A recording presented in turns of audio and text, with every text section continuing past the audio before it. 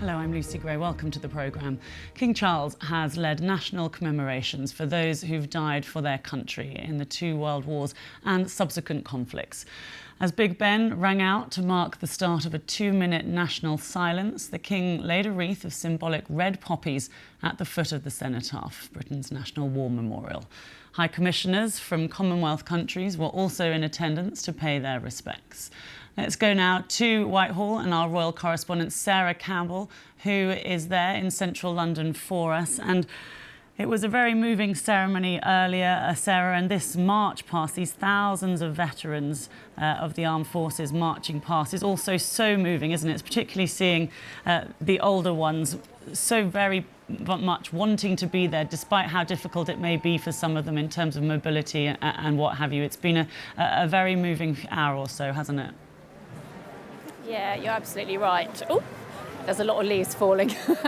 The atmosphere has sort of changed from 11 o'clock. Obviously, there's the 2-minute silence, which is incredibly moving, and it's quite powerful. I can't quite describe what it's like being here, right in the centre of London, surrounded by thousands of people, and it just goes completely silent for those 2 minutes, and everybody here has their own thoughts, people that they're remembering. It's a very powerful moment, and then, as you said there, you saw the pictures of the King laying the first wreath. He, of course, is Commander-in-Chief of the Armed Forces. It is his role to lay the first wreath. The second wreath is laid on behalf of the Queen. She and the Princess of Wales and other members of the royal family watching on from the Foreign Office balcony.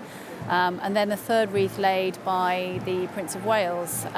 He has been for the last week in Brazil. He flew back overnight and had to be here. It really is one of the key events in the national calendar and certainly in the royal calendar, and of key, of course, in his RAF uniform, having served for a number of years in the Royal Air Force. And we were speaking to a Royal Air Force serving personnel here, saying how important that is, and the connection between the Armed Forces personnel who are here today and the royal family. That connection very much continues. So that's the sort of the solemn part, if you like, the part of reflection. And what you're looking at now and what's happening now behind me is the march past, and this is hugely important.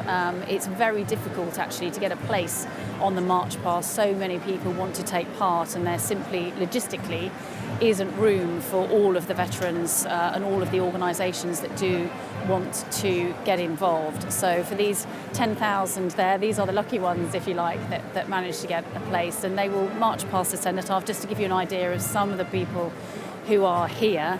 Of course, one of the big anniversaries this year that's being remembered, or the big anniversary, is that of the Second World War.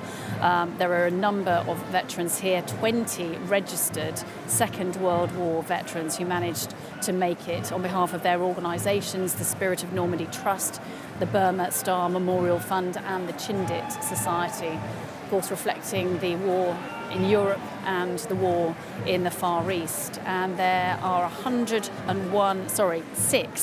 101-year-olds marching this year, remembering the Second World War.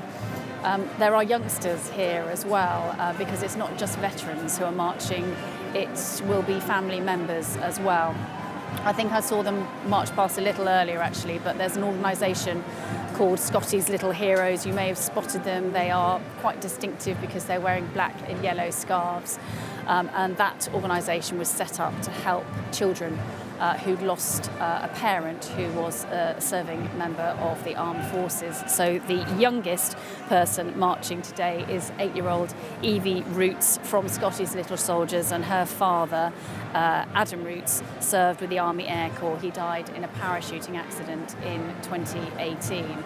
And the March Past is organised by the Royal British Legion, which was set up in the aftermath of the First World War to help veterans, to help them with living expenses, and to give them that sense of camaraderie for other people to talk to. And today, Remembrance Sunday is so important. They will meet here, they will march past, they will go to pubs, they will go to cafes, and they will go to their organisations, and it is a chance for them to get together, to talk and to reflect on what they've done, and for the rest of the country, not just here in London, but at war memorials across the UK and indeed further afield. Again, it's a chance for people to come together, to reflect and to remember what others have sacrificed on their behalf.